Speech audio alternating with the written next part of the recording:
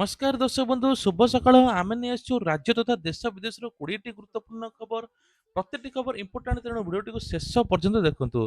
प्रथम खबर होछि वर्षा को लेकिन पाणीपाग विभाग बड़ अलर्ट करिछि, येलो वार्निंग मध्य करिछि। तेबे कहै पुरी ठू आरंभ करी प्रबल रु अति प्रबल वर्षा एवं 21 22 23 एने कि मध्य जाजपुर केन्द्रापड़ा जगतसिंहपुर कटक पुरी सुंदरगढ़ ढेंकानाल केन्दुझर मयूरभंज जिले में प्रबल रु अति प्रबल वर्षा हेबो। 21 22 23 तारिखर वर्षार प्रभाव आहुरी बढ़िबो। सुंदरगढ़ केन्दुझर मयूरभंज बालेश्वर भद्रक जिले में केतेक स्थान रे प्रबल वर्षा हेबो। 24 तारिख बेलू अनेक जिला को येलो अलर्ट होइछि। 50 रु 60 किलोमीटर बेगर पवन मध्य बहिबो। वर्षा जोगु तलिया अंचल पानी जमिबा, रास्ता घाट यातायात समस्या, चाष जमीर अधिक पानी जमिया भली समस्या देखा जाय पारे। तेणु लोक माने पाणीपाग विभाग सूचना उपर नजर रखिबा दरकार बोली कुहा जाउछि। ପରବର୍ତ୍ତୀ ଖବର ରଥଯାତ୍ରା ପୂର୍ବରୁ ପୁରୀରେ ବଡ଼ ଚଢ଼ାଉ ନକଲି ପାସ୍ କରିକି ପୋଲିସରୁ କଡ଼ା ଚେତାବନୀ। ତେବେ କିଛି ଲୋକ ଅଛନ୍ତି ନକଲି ପାସ୍ ଧରି ବୁଲୁଛନ୍ତି। ପୁରୀ ରଥଯାତ୍ରା 2026କୁ ନେଇ ସୁରକ୍ଷା ଆହୁରି କଡ଼ାକଡ଼ି କରାଯାଇଛି। ରଥଯାତ୍ରା ସମୟରେ ବିଭିନ୍ନ ସେବା ସୁରକ୍ଷା ପ୍ରଶାସନିକ ଏବଂ ସୁଚାରୁରୂପ ପରିଚାଳନା ଅଧିକୃତ କର୍ମଚାରୀ ସେବାୟତ ଓ ବିଭାଗର ଅନ୍ୟାନ୍ୟ ଲୋକ ବ୍ୟକ୍ତି ପାସ୍ ପ୍ରଦାନ କରାଯାଇଥିଲା। ତେବେ ପାସ୍‌କୁ ନେଇକି ଏବେ ସାମ୍ନାକୁ ଆସିଛି ଗୁରୁତର ଘଟଣା। ପାସ୍‌କୁ ଆସିକି କଲର ପ୍ରିଣ୍ଟ କରି ଡୁପ୍ଲିକେଟ୍ କରି ଧରି ବୁଲୁଛନ୍ତି। ନକଲି ପାସ୍ ପ୍ରସ୍ତୁତ କରିବା, ବ୍ୟବହାର କରିବା, ଏହାର ଅପବ୍ୟବହାର ସହିତ ଜଡ଼ିତ ବ୍ୟକ୍ତିଙ୍କୁ ଖୁବ୍ ଜଲଦି ଆଇନ ଅନୁଯାୟୀ ଦଣ୍ଡ ଦିଆଯିବ। ଏହି ଘଟଣାକୁ ନେଇ ତଦନ୍ତ କରାଯାଇଛି। କିଏ ନକଲି ପାସ୍ ତିଆରି କରିଥିଲା? କେଉଁଠୁ ଏହା ପ୍ରସ୍ତୁତ ହୋଇଛି? ଏହା ପଛରେ ଜଡ଼ିତ ଅଛି କି ନାହିଁ ସେ ନେଇକି ମଧ୍ୟ ତଦନ୍ତ କରାଯାଇଛି। ପରବର୍ତ୍ତୀ ଖବର ପୁରୀ ରଥଯାତ୍ରାରେ 2 ଶ୍ରଦ୍ଧାଳୁଙ୍କ ମୃତ୍ୟୁ। ମୃତ୍ୟୁ ପରିବାରକୁ 10 ଲକ୍ଷ ଟଙ୍କା ସହାୟତା କଲେ ମୁଖ୍ୟମନ୍ତ୍ରୀ ମୋହନ ଚରଣ ମାଝୀ। ଉଭୟଙ୍କ ମୃତଙ୍କ ନିକଟତମ ଆତ୍ମୀୟଙ୍କୁ 10 ଲକ୍ଷ ଟଙ୍କା ଅନୁକମ୍ପା ରାଶି ସହାୟତା ଦିଆଯିବ। ଚଳିତ ବର୍ଷ ରଥଯାତ୍ରାରେ ପୁରୀରେ ଲକ୍ଷ ଲକ୍ଷ ଭକ୍ତଙ୍କ ସମାଗମ ହୋଇଥିଲା। ତେବେ କୁହାଯାଉଛି ଭିଡ଼ ଏବଂ ଅସୁସ୍ଥତା କାରଣରୁ ଅନେକ ଶ୍ରଦ୍ଧାଳୁ ଅସୁବିଧାରେ ପଡ଼ି ଚିକିତ୍ସା ମେଡିକାଲରେ ହୋଇଥିଲେ। ଏହି ଘଟଣାରେ କଟକର ଅନିଲ ଦାସ, ମୁମ୍ବାଇର ଅଶୋକ ସୁଭାଷ ଚିକିତ୍ସାଧୀନ ଅବସ୍ଥାରେ ମୃତ୍ୟୁ ହୋଇଥିଲା। ଘଟଣା ପରେ ମୃତକଙ୍କ ପରିବାରକୁ ସମବେଦନା ଜଣାଇ ମୁଖ୍ୟମନ୍ତ୍ରୀ ଉଭୟ ପରିବାରକୁ 10 ଲକ୍ଷ ଲେଖାଏଁ 20 ଲକ୍ଷ ଅନୁକମ୍ପା ରାଶି ପ୍ରଦାନ କରିବେ। ପରବର୍ତ୍ତୀ ଖବର ବଡ଼ ସୂଚନା ବାତ୍ୟା ଏବଂ ବନ୍ୟାର ବିଦ୍ୟୁତ୍ ବିଭ୍ରାଟ ହେବ ନାହିଁ। ମାଟି ତଳେ ବିଛାଯିବ ବିଦ୍ୟୁତ୍ ତାର। ଏନେକି ସରକାର କହିଛନ୍ତି। ଏଥର ଓଡ଼ିଶାରେ ବନ୍ୟା ଅନ୍ୟାନ୍ୟ ପ୍ରାକୃତିକ ହେଲେ ମଧ୍ୟ ଆପଣଙ୍କ ଘରେ ଲାଇନ୍ ଥିବ। ଏଣିକି ଅନେକ ଅଞ୍ଚଳରେ ମାଟି ତଳେ ବିଦ୍ୟୁତ୍ ତାର ବିଛାଯିବ ବୋଲି କୁହାଯାଉଛି। ଏନେକି ମୋଡାଲିଟି ପ୍ରସ୍ତୁତ ହୋଇଛି। ରାଜସ୍ୱ ବିପର୍ଯ୍ୟୟ ପରିଚାଳନା ମନ୍ତ୍ରୀ ସୁରେଶ ପୂଜାରୀ ଏନେକି ବଡ଼ ସୂଚନା ଦେଇଛନ୍ତି। ତାଙ୍କ କହିବା ଅନୁଯାୟୀ ବାହାରେ ଖୁଣ୍ଟିରେ ଲାଇନ୍ ଥିଲେ ବର୍ଷା ଏବଂ ବନ୍ୟା ଯୋଗୁଁ ଲୋକଙ୍କ ଘରେ ଲାଇନ୍ ମାସ ମାସ କାଳ ଆସିନଥାଏ। କିନ୍ତୁ ପ୍ରାକୃତିକ ବିପର୍ଯ୍ୟୟ ଆସିଲେ ବିଦ୍ୟୁତ୍ ବ୍ୟବସ୍ଥାରେ ଅଧିକ ପ୍ରଭାବିତ ହେବ ନାହିଁ। ମାଟି ତଳେ ରହିଲେ ସମସ୍ତେ ସୁରକ୍ଷିତ। ପରବର୍ତ୍ତୀ ଖବର ଜାମ୍ମୁ କାଶ୍ମୀରରେ ବର୍ଷାର ତାଣ୍ଡବ ବନ୍ୟା ଭୂସ୍ଖଳନରେ 22 ଜଣ ମୃତ 30 ଜଣ ନିଖୋଜ। ଗୋଟିଏ ପରିବାର 7 ଜଣଙ୍କୁ ଭସାଇ ନେଲା ପାଣି। ଜାମ୍ମୁ କାଶ୍ମୀରରେ ପ୍ରକୃତି ଦେଖାଇଛି ଯାହାର ଭୟଙ୍କର ରୂପ। ବର୍ଷା ଯୋଗୁଁ 22 ଜଣଙ୍କର ମୃତ୍ୟୁ ହୋଇଛି, ଆହୁରି 30 ଜଣ ମଧ୍ୟ ନିଖୋଜ ଅଛନ୍ତି। ସବୁଠାରୁ ହୃଦୟ ବିଦାରକ ଘଟଣା ଘଟିଛି ଗୋଟିଏ ପରିବାର 7 ଜଣ ସଦସ୍ୟକୁ ବନ୍ୟା ପାଣିରେ ଭସାଇ ଦେଇଛି। ତେବେ କୁହାଯାଉଛି ଯେ ପୁଞ୍ଚ ଜିଲ୍ଲାର ସୁନରକୋଟ ଅଞ୍ଚଳରେ ଅଧିକ ସବୁଠାରୁ କ୍ଷତି ହୋଇଛି। ଭୟଙ୍କର ଭୂସ୍ଖଳନ ଯୋଗୁଁ ଗୋଟିଏ ଘର ମାଟି ତଳେ ପୋତି ହୋଇଯାଇଛି। ତେବେ କୁହାଯାଉଛି ବନ୍ୟା ପାଣି ଏତେ ପ୍ରଖର ଥିଲା ଯେ ରାସ୍ତା କଡ଼ରେ ଦୋକାନ ଅନ୍ୟାନ୍ୟ ସମ୍ପତ୍ତି ସବୁ ଭାସି ଯାଇଛି। ଏଭଳି ସ୍ଥିତି ପ୍ରଥମ ଥର ହୋଇଛି ଯାହାଫଳରେ ଯୁଦ୍ଧକାଳୀନ ସ୍ଥିତିରେ ଉଦ୍ଧାର ଅଭିଯାନ ଜାରି ରହିଛି। ଭୁବନେଶ୍ୱର ଗାନ୍ଧୀ ମାର୍ଗରେ ବଡ଼ ଗଣ ବିକ୍ଷୋଭ ଦିଲ୍ଲୀର ଯନ୍ତର ମନ୍ତରରେ ଚାଲିଥିବା ଛାତ୍ର ଆନ୍ଦୋଳନ ସୋନମ ୟାଙ୍ଗଚୁଙ୍କୁ ଅନଶନ ସମର୍ଥନ ଜଣାଇ ବାମପନ୍ଥୀ ଦଳ ପକ୍ଷରୁ ଏକ ବିକ୍ଷୋଭ କରାଯାଇଛି। ସିପିଆଇ ଏବଂ ସିପିଆଇଏମ୍ ଏବଂ ସିପିଆଇଏମ୍ଏଲ୍ ଲିବରେସନ ଏବଂ ଅଲ୍ ଇଣ୍ଡିଆ ଫରୱାର୍ଡ ବ୍ଲକର ନେତାମାନେ ଗାନ୍ଧୀ ମାର୍ଗରେ ଏକାଠି ହୋଇ କେନ୍ଦ୍ର ସରକାରଙ୍କ ଶିକ୍ଷାବିତ ପ୍ରବେଶିକ ପରୀକ୍ଷା ପରିଚାଳନା ନେଇକି ପ୍ରଶ୍ନ ଉଠାଇଛନ୍ତି। ବିକ୍ଷୋଭକାରୀମାନେ କହିଛନ୍ତି ନିଟ୍ ସମେତ ବିଭିନ୍ନ ଜାତୀୟ ପ୍ରବେଶିକ ପରୀକ୍ଷାରେ ଅନିୟମିତତା, ପ୍ରଶ୍ନପତ୍ର ଲିକ୍ ଭଳି ଲକ୍ଷ ଲକ୍ଷ ଛାତ୍ରଙ୍କ ଭବିଷ୍ୟତକୁ ମଧ୍ୟ ନଷ୍ଟ କରାଯାଉଛି। ଏହା ଦେହରୁ ମଧ୍ୟ ଛାତ୍ରଛାତ୍ରୀ ଆତ୍ମହତ୍ୟା କରିଛନ୍ତି। ତାଙ୍କୁ ନ୍ୟାୟ ମିଳିବ କେମିତି? ଏନେଇକି ଶିକ୍ଷା ବ୍ୟବସ୍ଥାର ମଧ୍ୟ ସ୍ୱଚ୍ଛତା ଦାବି କରାଯାଇଛି। ଶିକ୍ଷାମନ୍ତ୍ରୀଙ୍କ ଇସ୍ତଫା ଏବଂ ଏନ୍ଟିଏର ବିଫଳତା, ନିରପେକ୍ଷ ତଦନ୍ତ, ଦୋଷୀ ବିରୋଧରେ କଠୋର ଆଇନଗତ ପଦକ୍ଷେପ ଏମିତି ଦାବି ନେଇକି ଆସିଛନ୍ତି। ତେବେ କୁହାଯାଉଛି ସମସ୍ତ ପାଇଁ ସମାନ ସୁଲଭ ଶିକ୍ଷା ବ୍ୟବସ୍ଥାକୁ ଦାବି କରାଯାଇଛି। ଅନ୍ୟପଟେ ଓଡ଼ିଶାରେ ତ୍ରୁଟିପୂର୍ଣ୍ଣ ପାଠ୍ୟପୁସ୍ତକ ପ୍ରକାଶକୁ ନେଇ ରାଜ୍ୟ ସରକାରକୁ ଘେରିଛନ୍ତି ବାମପନ୍ଥୀ ଦଳଗୁଡ଼ିକ। ଖବର ସଂସଦରେ ମୌସୁମୀ ଅଧିବେଶନ ଆରମ୍ଭ ଦେଶର ବିକାଶ ପାଇଁ ମିଳିମିଶି କାମ କରିବା ପାଇଁ ଆହ୍ୱାନ। ମୌସୁମୀ ବର୍ଷା ଯେପରି ଚାଷ ପାଇଁ ଜରୁରୀ, ସେପରି ସଂସଦ ପାଇଁ ମୌସୁମୀ ଅଧିବେଶନ ଦେଶ ପାଇଁ ମଧ୍ୟ ଜରୁରୀ। ଭାରତର ମହାକାଶ ଏବଂ ଟେକ୍ନୋଲୋଜି, ସେମିକଣ୍ଡକ୍ଟର ଏମିତି ସବୁ ବ୍ୟବସ୍ଥାକୁ ନେଇକି ଏବେ ବଡ଼ ସଫଳତା ମଧ୍ୟ ମିଳିଛି। ତେବେ ଭାରତୀୟ ଯୁବକମାନେ ମହାକାଶ କ୍ଷେତ୍ରରେ ମଧ୍ୟ ନୂଆ ସଫଳତା ହାସଲ କରିଛନ୍ତି। ବିଶ୍ୱରେ ଯୁଦ୍ଧ ଅନେକ ସମସ୍ୟା ଥିଲେ ମଧ୍ୟ ଭାରତ ଦ୍ରୁତ ଗତିରେ ବିକାଶ କରୁଛି। ଏବେ ସଂସଦରେ ଦେଶର ଲୋକଙ୍କ ସମସ୍ୟା ବିକାଶ ନେଇ ଆଲୋଚନା ହେବ।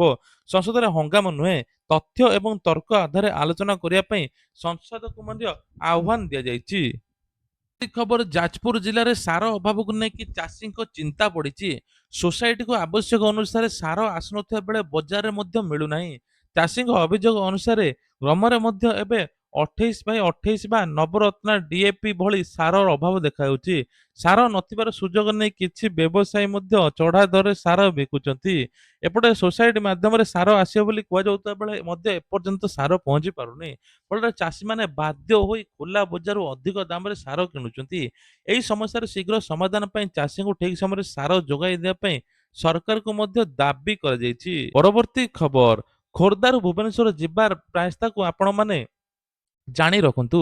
ଖୋର୍ଦ୍ଧାରୁ ଯିବା ପାଇଁ ବସ୍‌ଟି ଅପେକ୍ଷା କରିଥିଲେ ଜଣେ ଯୁବତୀ। ବହୁ ସମୟ ଧରି ବସ୍ ନ ଆସିବାରୁ ଚିନ୍ତାରେ ପଡ଼ିଯାଇଥିଲେ।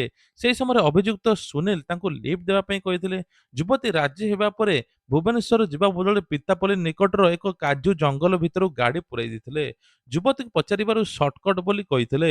ଜଙ୍ଗଲ ଭିତରେ ଅଭିଯୁକ୍ତ ଯୁବତୀକୁ ଆକ୍ରମଣ ବା ଛୁରୀ ଦେଖାଇବା ସହିତ ଦୁଷ୍କର୍ମ କରିବା ପାଇଁ ଉଦ୍ୟମ କରିଥିଲେ।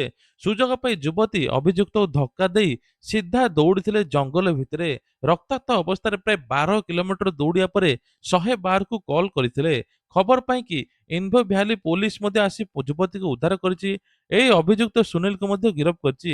ତାଙ୍କ ବିରୁଦ୍ଧରେ ଅପହରଣ, ଆକ୍ରମଣ ଓ ଦୁଷ୍କର୍ମ ଉଦ୍ୟମ ଭଳି ଗୁରୁତର ମାମଲା ମଧ୍ୟ ରୁଜୁ କରାଯାଇଛି। ପରବର୍ତ୍ତୀ ଖବର, ପରୀକ୍ଷା ପ୍ରଶ୍ନପତ୍ର ଲିକ୍ ମାମଲାକୁ ବିରୋଧ କରି କକରୋଜ ଜନତା ପାର୍ଟି ପକ୍ଷରୁ ଦିଲ୍ଲୀରେ ବଡ଼ ଆନ୍ଦୋଳନ କରାଯାଇଛି। ହଜାର ହଜାର ଯୁବକ ସଂସଦ ମାର୍ଚ୍ଚ କରିବା ପାଇଁ କି ଏକାଠି ହୋଇଥିଲେ। ପ୍ରଦର୍ଶନକାରୀଙ୍କୁ ହଟାଇବା ପାଇଁ ପୋଲିସ ମଧ୍ୟ ଲୁହ ଗ୍ୟାସ ଏବଂ ପ୍ରୟୋଗ କରି ଲାଠିଚାର୍ଜ କରିଥିଲା। ଫଳରେ କେନ୍ଦ୍ରୀୟ ଦିଲ୍ଲୀର ଅନେକ ଅଞ୍ଚଳରେ ଯାତାୟାତ ପ୍ରଭାବିତ ହୋଇଥିଲା। ଏହି ମଧ୍ୟରେ ମଧ୍ୟ ସିଜେପି ପ୍ରତିନିଧି କେନ୍ଦ୍ରମନ୍ତ୍ରୀ ଜେପି ନଡ୍ଡାଙ୍କୁ ଭେଟି ନିଜର ଦାବି ଜଣାଇଛନ୍ତି। ସରକାରଙ୍କ ସହିତ ଆଲୋଚନା ଭଲ ପରିବେଶରେ ହୋଇଥିବା କହିଛନ୍ତି ଜେପି ନଡ୍ଡା। ପ୍ରଦର୍ଶନକାରୀମାନେ କେନ୍ଦ୍ର ଶିକ୍ଷା ମନ୍ତ୍ରୀ ଧର୍ମେନ୍ଦ୍ର ପ୍ରଧାନଙ୍କ ଇସ୍ତଫା ପାଇଁ ଦାବି କରିଛନ୍ତି। ତାଙ୍କୁ ପଦରୁ ହଟାଇ ଦିଆଯାଉ। ପରବର୍ତ୍ତୀ ଖବର, ଓଡ଼ିଶାରେ ବଦଳି ଆଦେଶକୁ ମାନୁନଥିବା ଅଧିକାରୀଙ୍କ ପାଇଁ ଅର୍ଥ ବିଭ୍ରାଟ ଚେତାବନୀ ଦେଇଛି। ପରବର୍ତ୍ତୀ ଖବର, ବଦଳି ଆଦେଶ ନ ମାନିଲେ ବନ୍ଦ ହେବ ଦରମା।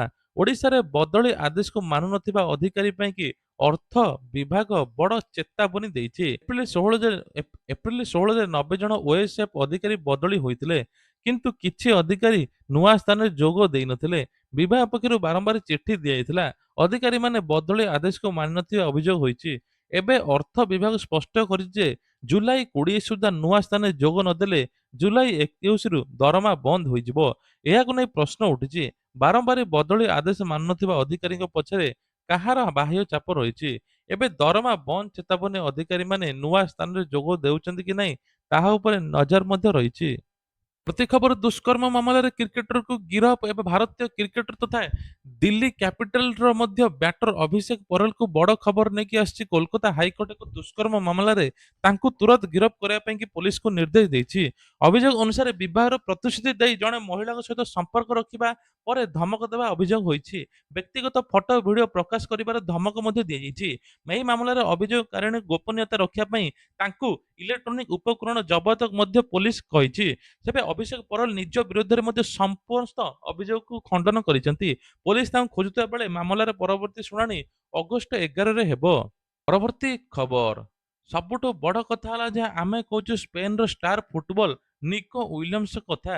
2026 ଫିଫା ବିଶ୍ୱକପ୍ ଫାଇନାଲରେ ନିକୋଙ୍କ ଚମତ୍କାର ପାସରେ ସ୍ପେନ ଆର୍ଜେଣ୍ଟିନା 1-0 ହରାଇ ବିଶ୍ୱ ଚାମ୍ପିୟନ ହୋଇଛି। ନିକୋଙ୍କ ବାପା ମା ଘାନାରୁ ୟୁରୋପ ଯାଉଥିବା ବେଳେ ତାକୁ ମାନବ ଚୋରାଚାଲାଣକାରୀ ନେଇଯାଇଥିଲେ। ସାହାରା ମାରା ମରୁଭୂମିରେ ସେମାନଙ୍କୁ ଛାଡ଼ି ଦେଇଥିଲେ। ତେବେ ଖାଦ୍ୟ ପାଣି ବିନା ତାଙ୍କ ପରିବାରଙ୍କର ଅନେକ ଦୂର ଚାଲିବାକୁ ପଡ଼ିଥିଲା। ସେତେବେଳେ ନିକୋଙ୍କ ମା ଗର୍ଭବତୀ ଥିଲେ। ସ୍ପେନରେ ତାଙ୍କର ଦୁଇ ପୁଅ ନିକୋ ଏବଂ ଇନାକି ଜନ୍ମ ନେଇଥିଲେ। ତେବେ ଆଜି ଦୁଇ ଭାଇ ଫୁଟବଲ ଜଗତର ବଡ଼ ନାମ କମାଇଛନ୍ତି। ନିକୋ ସ୍ପେନ୍ ଏବଂ ତାଙ୍କ ଭାଇ ଇନାକି ଘାନା ଖେଳିଛନ୍ତି। ତେବେ କୁହାଯାଉଛି ଯେ ସବୁଠୁ ବଡ଼ କଥା ହେଲା ଯେ ବିଶ୍ୱ ଚାମ୍ପିୟନ ହୋଇଛି। ପରବର୍ତ୍ତୀ ଖବର ରାମ ମନ୍ଦିରର ଦାନ ଟଙ୍କା ହେରଫେର ଅଭିଯୋଗ ମାମଲାରେ ସୁପ୍ରିମକୋର୍ଟଙ୍କ ମତ।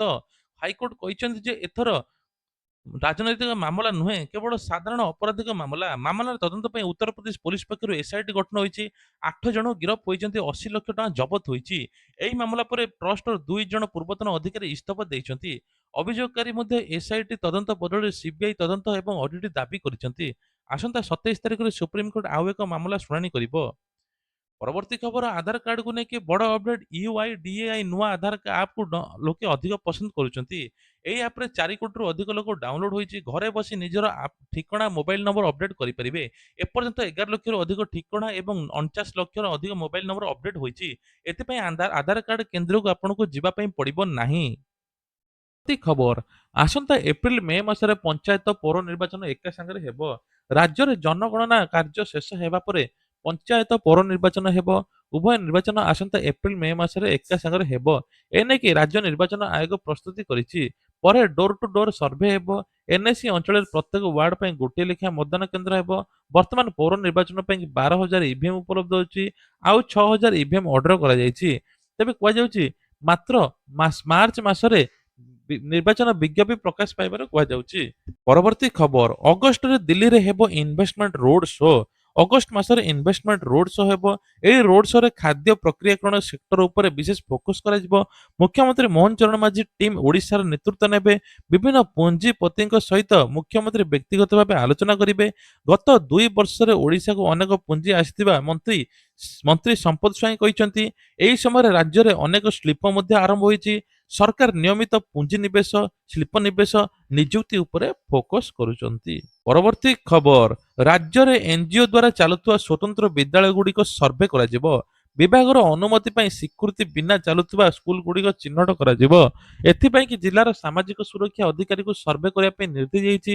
ଅନୁମତି ନଥିବା ସ୍କୁଲ ପରିଚାଳନା କରୁଥିବା ଏନଜିଓ ମାନଙ୍କୁ ବିଭିନ୍ନ ବିଭାଗରେ ମଧ୍ୟ ଆବେଦନ କରିବାକୁ ପଡ଼ିବ। ସ୍କୁଲଗୁଡ଼ିକ ଆବଶ୍ୟକ ଦଲିଲ ପତ୍ର ଦାଖଲ କରିବା ପାଇଁ ସ୍ୱୀକୃତି ନେବା ପାଇଁ ପଡ଼ିବ। ସ୍ୱୀକୃତି ନ ମିଳିଲେ ନିୟମିତ ଭାବେ ସ୍କୁଲ ଚାଲୁ ରଖିବାର ସମସ୍ୟା ହୋଇପାରେ। ସର୍ଭେ ପରେ ପ୍ରତ୍ୟେକ ଜିଲ୍ଲାରୁ ବିସ୍ତୃତ ଭାବେ ରିପୋର୍ଟ ସରକାରକୁ ପଠାଯିବ। ଏହି ପଦକ୍ଷେପ ଦ୍ୱାରା ଭିନ୍ନକ୍ଷମ ଶିଶୁଙ୍କ ପାଇଁ ଉଚ୍ଚଶିକ୍ଷା ପୂର୍ଣ୍ଣ ସେବା ମିଳିବ। ପରବର୍ତ୍ତୀ ଖବର ମୟୂରଭଞ୍ଜ ବେତନଟି ବ୍ଲକରେ ସନ୍ତରା ପଞ୍ଚାୟତ ବର୍ଷା ହେଲେ ଦେଖନ୍ତୁ ଜଳବନ୍ଦୀ ସମସ୍ୟା। ସନ୍ତରା ଗାଁରେ 10 ନମ୍ବର ୱାର୍ଡରେ ପ୍ରତିବର୍ଷ ଲଗାଣ ବର୍ଷାରେ ରାସ୍ତା ପାଣି ଜମିଛି। ଏନେଇକି ମଧ୍ୟ ଗାଁ ଲୋକେ ହଇରାଣ ହେଉଛନ୍ତି। 200ରୁ ଅଧିକ ପରିବାର ପାଣି ଘେରରେ ରହିଛନ୍ତି। ବଜାର, ସ୍କୁଲ, ହସ୍ପିଟାଲ ଅନ୍ୟ ସ୍ଥାନକୁ ଯିବାରେ ଲୋକଙ୍କର ଅସୁବିଧା ହେଉଛି। ବିଶେଷ କରି ଛାତ୍ରଛାତ୍ରୀ, ବୃଦ୍ଧ, ରୋଗୀମାନେ ହଇରାଣ ହେଉଛନ୍ତି। ତୁରନ୍ତ ପାଣି ନିଷ୍କାସନ ସହିତ ଭଲ ଡ୍ରେନେଜ ବ୍ୟବସ୍ଥା କରିବା ପାଇଁ ସମସ୍ୟାର ସମାଧାନ ପାଇଁ ସରକାର ଗୁହାରି କରିଛନ୍ତି। ପରବର୍ତ୍ତୀ ଖବର ଅଗଷ୍ଟ 4ରେ ଗଞ୍ଜାମ ଆସିପାରନ୍ତି ରାଷ୍ଟ୍ରପତି ଦ୍ରୌପଦୀ ମୁର୍ମୁ। ଆସନ୍ତା ଅଗଷ୍ଟ 4ରେ ଗଞ୍ଜାମ ଜିଲ୍ଲାରେ ଆସିପାରନ୍ତି। ସାନଖେମୁଣ୍ଡି ବ୍ଲକର ତତ୍ପର ପାଣି ଉଷ୍ମ ପ୍ରବେଶଣ ପର୍ଯ୍ୟଟନ ସ୍ଥଳୀ ବୁଲି ଦେଖିବାର ସମ୍ଭାବନା ଅଛି। ତେବେ ତାଙ୍କର ଗସ୍ତ ଏହି କାର୍ଯ୍ୟକ୍ରମ ଚୂଡ଼ାନ୍ତ ହୋଇନାହିଁ। ତେବେ ଜିଲ୍ଲାପାଳ 2 ବ୍ଲକର ଏସ୍ପି ଅନ୍ୟ ଅଧିକାରୀମାନେ ତତ୍ପ ପାଣି ଯାଇ ସ୍ଥିତି ଯାଞ୍ଚ କରିଛନ୍ତି। ସ୍ଥାନୀୟ ଜନଜାତି ସହିତ ରାଷ୍ଟ୍ରପତି ଭାବ ବିନିମୟ କରିପାରନ୍ତି ବୋଲି ସୂଚନା ମିଳୁଛି। ପରବର୍ତ୍ତୀ ଖବର ପୁରୀ ଯିବା ରାସ୍ତାରେ ଅସମ୍ଭାଳ ଭିଡ଼। ଆଜି ପୁଣି ରବିବାରେ ଆଜି ମଧ୍ୟ ପ୍ରବଳ ଭିଡ଼ ଦେଖାଯିବ। ମାଳତୀ ପାଟପୁରରେ ଟ୍ରାଫିକ ଜାମ୍। ରଥାରୂଢ଼ ଶ୍ରୀଜୀଉଙ୍କ ଦର୍ଶନ ପାଇଁ ପୁରୀରେ ଭକ୍ତଙ୍କ ଭିଡ଼ ଜମିଛି। ଭୁବନେଶ୍ୱର ପୁରୀ 316 ନମ୍ବର ଜାତୀୟ ରାଜପଥରେ ମଧ୍ୟ ପ୍ରବଳ ଟ୍ରାଫିକ ଦେଖାଯାଇଛି। ପୁରୀରେ ମଧ୍ୟ ପ୍ରବଳ ଭିଡ଼କୁ ଦୃଷ୍ଟିରେ ରଖି ଟ୍ରାଫିକ ବ୍ୟବସ୍ଥାରେ ବଡ଼ ପରିବର୍ତ୍ତନ ହୋଇଛି। ଭୁବନେଶ୍ୱର ପଟୁ ଆସୁଥିବା ଗାଡ଼ିଗୁଡ଼ିକ ମାଳତୀ ପାଟପୁର ଫ୍ଲାଏଓଭର ଦେଇ ତାଳ ବଣିଆ ଆଡ଼କୁ ପଠାଯାଉଛି। ଅଧିକ ଭିଡ଼ ଯୋଗୁଁ ମାଳତୀ ପାଟପୁର ନିକଟରେ ଟ୍ରାଫିକ ଜାମ୍ ହେଉଛି। ଏହି ରାସ୍ତା ଅତିକ୍ରମ ପାଇଁ 1 ଘଣ୍ଟା ମଧ୍ୟ ଲାଗୁଛି।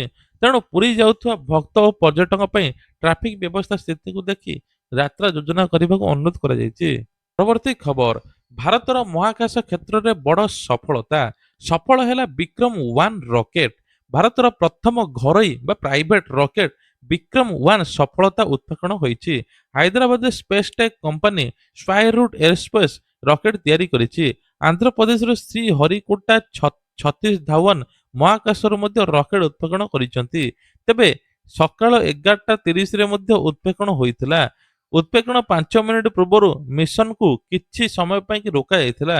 ପରେ ଗ୍ରୀନ୍ ସିଗ୍ନାଲ ମିଳିବା ପରେ 12ଟା 5 ମିନିଟରେ ରକେଟ ସଫଳ ଉତ୍କ୍ଷେପଣ ହୋଇଛି।